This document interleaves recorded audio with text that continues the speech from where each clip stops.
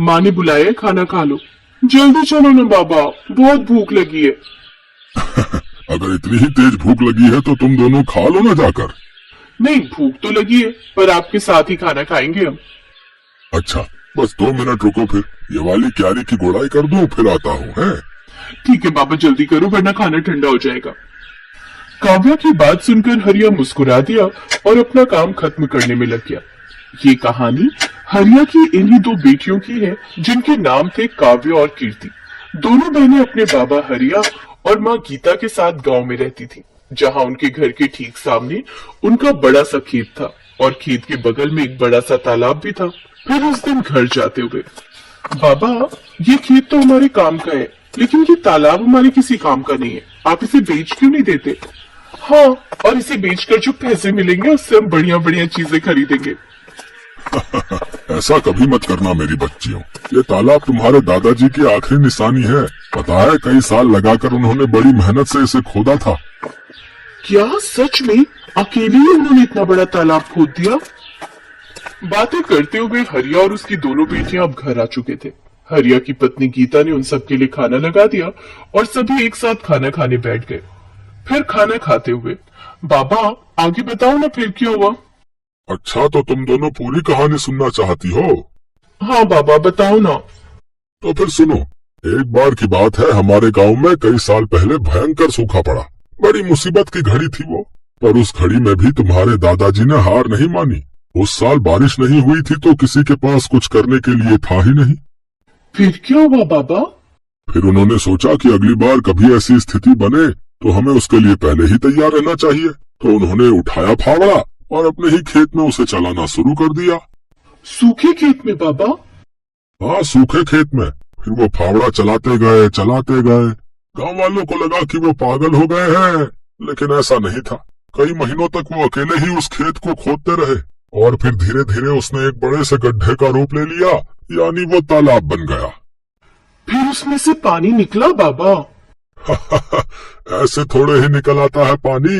फिर उन्होंने इंतजार किया। जब बारिश आई तो सब देखते ही रह गए, क्योंकि बारिश के बाद वो बड़ा सा गड्ढा सुंदर सा तालाब बन चुका था और उसमें ढेर सारा पानी जमा हो गया था। तब जाकर गांव के लोगों को समझ आया कि बाबा ने असल में बारिश के पानी का संचय किया है, जो अगले साल की बारिश तक सबके काम आने वाला था। अरे वाह, दादाजी ने तो कमाल कर दिया।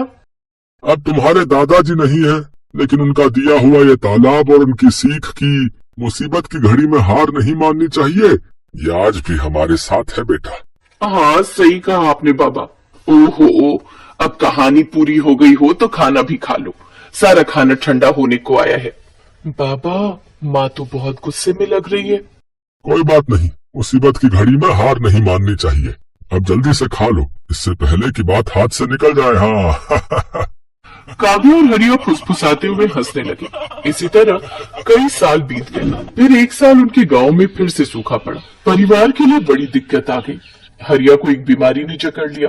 गर्मी और बीमारी की वजह से हरिया और तालाब दोनों ही सूखते जा रहे थे।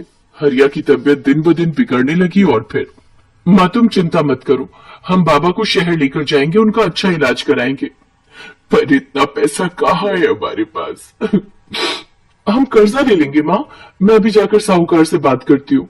वो बड़ा बदमाश है कीर्ति, बेटा जरा ध्यान से। कीर्ति गांव के साहूकार के पास पहुंची और उसे अपने घर की सारी दशा बताई। ओहो, हरिया अच्छा आदमी है, इसीलिए तुम्हें कर्जा दे देता हूँ, लेकिन बदले में क्या गिरवी रखोगी? बताओ।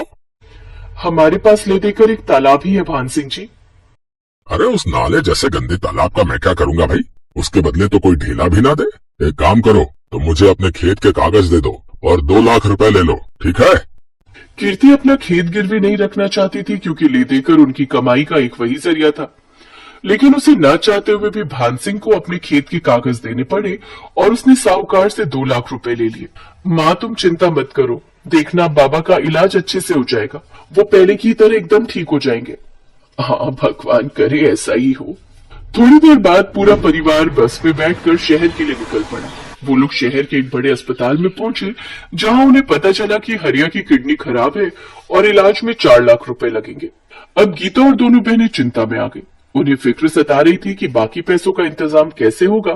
तभी कीर्ति तू एक काम कर, तू काव्या को लेकर गांव जा। वहां छोटे वाले कमरे में एक पुराना संदूक है, उसमें मेरे चांदी के कुछ गहने हैं, जल्दी से वो सब लेकर आ जा। पर माँ उनसे क्या होगा, हमें पूरे 2 लाख रुपए और चाहिए। अरे कुछ तो होगा, बाकी का भी देख लेंगे। गीता की बात मानकर दोनों बहनें वापस गांव चली आई और घर पहुंचते ही उन्होंने उस संदूक को खोला। ये पहली बार था जब उन्होंने उस संदूक को खोला था। उस संदूक को खोलते ही सबसे पहले ढेर सारी धूल निकली। फिर एक लाल रंग की कपड़े की पोटली थी जिसमें गीता के कुछ गहने रखे थे। हे भगवान, मेरी माँ की शादी की निशानी भी अब हमें बेचनी पड़ रही है। हमारी मदद करो भगवान। कीर्ति की आंखों में आंसू थे। तभी काव्या की नजर संदूक की तली पर पड़ी जो कुछ उठी हुई सी थी। उसने वहां से लकड़ी का वो हिस्सा हटाया तो वहां उसे एक छोटी सी डिबिया नजर आई। दीदी ये क्या है और इसे इतना छुपाकर क्यों रखा है? पता नहीं, रुक मैं इसे खोलकर देखती हूँ। जैसे ही कीर्ति ने वो डिबिया खोली उसमें एक बड़ी सी चाबी और एक चिट्ठी थी। कीर्ति ने वो चिट्ठी खोली जो असल में उसके दादा ने अपने बेटे हरिया के लिए लिखी थी। कीर्ति ने चिट्ठी को पढ़ना शुरू किया। मेरे बेटे हरिया, मैं जानता हूँ कि तू मुझसे बहुत प्यार करता है, पर अब मेरी उम्र हो चली है और ये बीमारी मुझे अपने साथ लेकर ही जाएगी। तूने अपनी जिंदगी भर की कमाई मेरे इलाज पर खर्च कर दी, लेकिन ये ठीक बात नहीं है। आगे तेरी संतानों को भी पैसों की जरूरत पड़ेगी। एक राज छिपा कर रखा मैंने तुझसे, ताकि तू या तेरी संतानें सही वक्त आने पर उसका इस्तेमाल कर सके। तालाब की खुदाई करते वक्त मुझे कुछ मिला था। ये चाबी तेरी सारी समस्याएं खत्म कर देगी। बस याद रखना कि ये चाबी असल में मेरे दिल की है। दीदी क्या दादाजी ने पैसे या गहने छुपा कर रखे होंगे कहीं? हाँ काव्या, लगता तो ऐसा ही है। तू सोचना, जरूर दादाजी के पास कुछ ऐसा था जिसकी मदद से वो खुद का इलाज करा सकते थे, लेकिन उन्होंने वो हमारे बाबा और हमारे लिए छोड़ दिया और अपने प्राणों का बलिदान कर दिया। पर सवाल ये है कि क्या बाबा को इस बारे में कुछ पता नहीं चला? कैसे पता चलता? कितना छुपाकर तो रखी थी ये डिबिया दादाजी ने। वो तो पता नहीं कैसे मेरी नजर पड़ गई इस पर। लेकिन दीदी ये चिट्ठी के आखिर में किस तरह की पहेली है? अब हम दादाजी का दिल निकाल कर कहाँ से लाए? बुद्धू वो किसी तरफ इशारा कर रहे हैं। उन्होंने कहा कि ये चाबी मेरे दिल की है। इसका मतलब कोई ऐसी चीज जो उनके दिल के सबसे करीब थी। उनके दिल के सबसे करीब तो बाबा हैं, पर बाबा में चाबी थोड़ी ही लगेगी, कुछ और सोच। हाँ दीदी, उनके दिल के करीब वो तालाब ही है जो उन्होंने बहुत मेहनत से खुद ही खोदा था। शाबाश, सही कहा। पर इतने बड़े तालाब में हम ये चाबी कहाँ लगाएंगे? किस जगह? सोच कीर्ति सोच। दीदी चाबी तो किसी ताले में ही लगेगी और ताला जरूर किसी चीज की तो सुरक्षा कर रहा होगा। हाँ, जैसे कोई पुराना संदूक, लेकिन वो संदूक पूरे तालाब में कहाँ है ये कैसे पता चलेगा? और पूरा तालाब खोदने में तो बहुत वक्त लग जाएगा। हाँ, और डॉक्टर ने जल्दी पैसे मंगवाए हैं। क्या करे दीदी? मिल गया, मान गई। दादाजी तो बहुत ही समझदार थे। मतलब उन्होंने एक ही पहेली में 2 उत्तर दिए हैं। उनके दिल की चाबी मतलब तालाब, और दिल कहाँ होता है? शरीर के बीचों बीच। तो हम तालाब के बीचों बीच खुदाई करेंगे, वो भी रात को। वाह दीदी, क्या दिमाग पाया आपने। वैसे दीदी एक बात तो माननी पड़ेगी, दादाजी बहुत समझदार थे, लेकिन शायद वो जानते थे कि उनकी आने वाली पीढ़ियां भी बहुत समझदार होंगी, तभी तो उन्होंने इतनी मुश्किल पहेली रखी थी। काव्या की बात सुनकर कीर्ति मुस्कुरा दी और फिर रात में उन दोनों ने तालाब के बीचों बीच खुदाई शुरू कर दी। और थोड़ी सी खुदाई के बाद उन्हें वहां से वाकई एक संदूक मिला। और फिर जब उसे खोला गया तो उसमें ढेर सारे सोने के सिक्के थे। दीदी क्या ये सोने के सिक्के हैं? हाँ काव्या, दादाजी ने सही कहा था कि सारी मुश्किलें हल हो जाएंगी। दादाजी भले ही चले गए, लेकिन वो जाते जाते हमारी सबसे बड़ी मुश्किल हल कर गए। अगले दिन कीर्ति ने उनमें से कुछ सिक्कों को सुनार को बेच दिया और उसके बदले में ढेर सारे रुपए ले लिए। उसने हरिया का पूरा इलाज कराया और साहूकार का भी कर्जा उतार दिया। फिर एक दिन घर में, बेटा तुमने बताया नहीं कि तुम्हारे पास इतना पैसा आया कहाँ से? कीर्ति ने हरिया को उसके पिताजी की चिट्ठी पकड़ा दी और काव्या ने उसे सारी कहानी बताई। बेटा, बाकी बचे हुए सिक्कों का हम क्या करेंगे?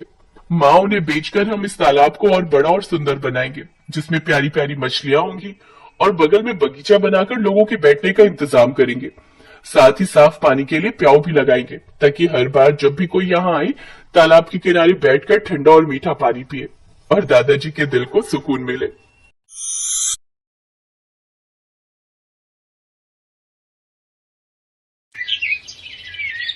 बंटी और बबली दोनों सगी बहनें, दोनों ही एक नंबर की चालाक थी। वो बूढ़ी औरतों का भेष बनाकर अलग अलग गांव में जाती थी और जहां भी सीधी साधी अमीर सेठानी औरतें दिखाई दे उनको ठग लेती थी।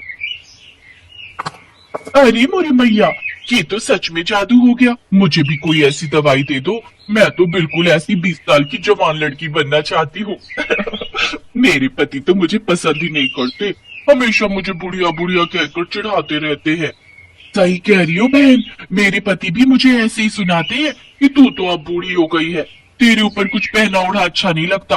अब दिखाऊंगी मैं कितनी सुंदर लगती हूँ। वैसे ये दवाई खाकर हम कितने दिन में जवान हो जाएंगे? बस एक बार ये 1 हफ्ता दवाई खा लो, उसके बाद आने वाले 1 हफ्ते के अंदर तुम्हारे अंदर बदलाव आ जाएगा। पर ये दवाई महंगी है, इतना याद रखो, 51,000 रुपए का शगुन डालना पड़ता है तब ये दवाई मिलती है, और तभी ये अपना असर दिखाती है। अब तुम पांचों अगर जवान होना चाहती हो तो कल 51,000 रुपए ले आओ और ये दवाई ले जाओ। अरे वो तो कोई दिक्कत नहीं है, पैसों की चिंता तुम ना करो, हम कल ही ले आएंगे। पर मेरी तो अब बहन की लड़की की शादी है, मैं सोच रही हूँ कल से दवाई शुरू कर दूं।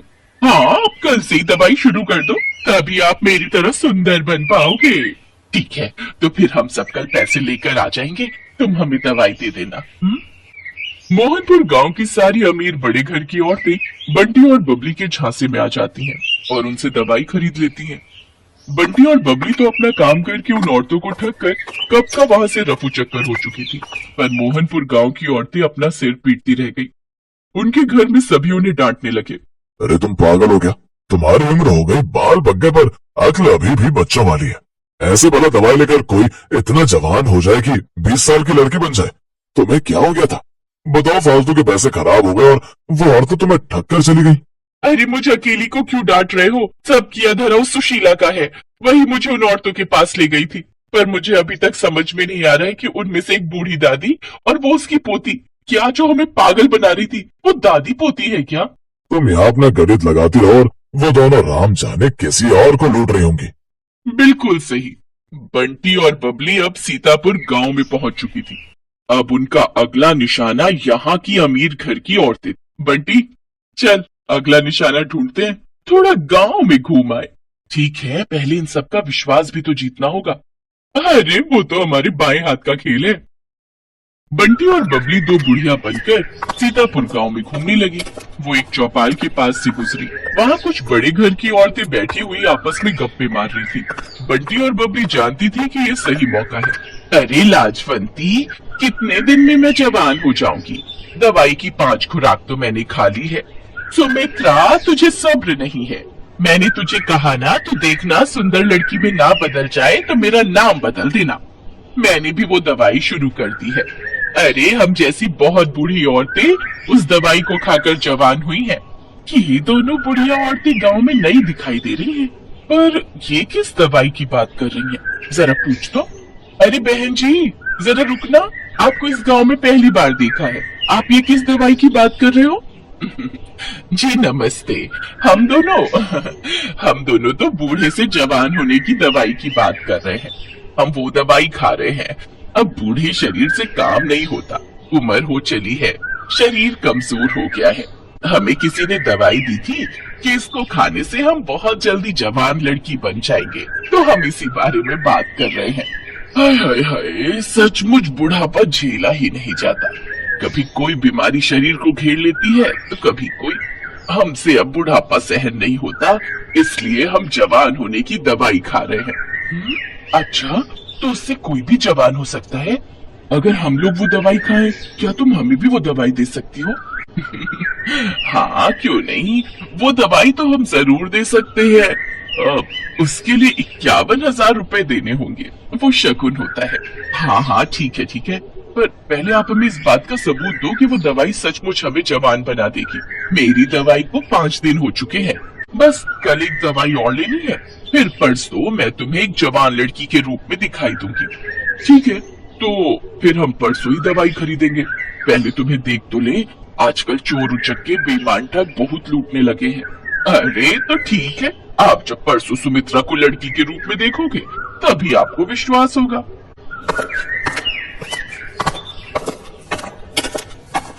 यार बबली, अब कुछ दिनों के लिए बाहर घूमने चलेंगे, बस ये थोड़े और पैसे आ जाए। बहुत थक गई हूँ मैं ये बुढ़िया बन बनकर। ठीक है, बस ये काम हो जाए, फिर इस बार हम लंबी छुट्टियों पर चलेंगे। बंटी और बबली इस बार बहुत खुश थी क्योंकि उनके पास इस बार बेईमानी के बहुत सारे पैसे जुड़ चुके थे। अगले दिन गांव की सारी अमीर घर की औरतें बंटी और बबली के पास दवाई लेने पहुंच जाती हैं। ये मेरी ननद है, कल ही दूसरे गांव से आई है। मैंने इसे भी आपके बारे में बताया तो ये बोल रही है कि इसे भी वो दवाई चाहिए जिससे आप बूढ़े से जवान हो जाओ। वैसे आपकी दूसरी साथी कहाँ है? क्या वो जवान हो गई? हाँ बहन जी, वो तो कल रात को ही जवान हो गई थी। अरे सुमित्रा, जरा सामने आ जल्दी से, इन्हें अपना जादू दिखा। सब औरतें चौंक जाती हैं क्योंकि बबली अब एक लड़की के रूप में थी। तभी सेठानी की ननद बोली, क्या बात है? वैसे कितने दिन लगे आपको बुढ़िया से जवान होने में? मुझे तो 1 हफ्ता लगा था। वैसे अब दवाई में नया तरीका अपनाया गया है, आप सबको सिर्फ 2 दिन ही लगेंगे। अब आप जल्दी से ये पैसे जमा कर दो तो हम आपको दवाई दे दे।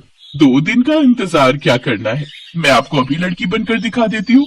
सेठानी की ननद कोई बूढ़ी औरत नहीं थी, बल्कि सेठानी की भतीजी ये सब नाटक कर रही थी, जो पिछली रात ही अपनी बुआ के घर रहने आई थी। जब सेठानी की भतीजी रीमा को ये बात पता चली तो उसे दाल में कुछ काला लगा, क्योंकि उसकी अपनी सहेली की माँ के साथ ऐसा हो चुका था और वो बदमाश औरतें कहीं नहीं मिल रही थी। बुआ जी, ये कोई बूढ़ी औरतें नहीं, ये 2 चालाक लड़कियां हैं। ये ठग है, गांव गांव जाकर सबको बेवकूफ बनाती हैं और पैसे ठगती हैं। असल में इनका नाम बंटी और बबली है।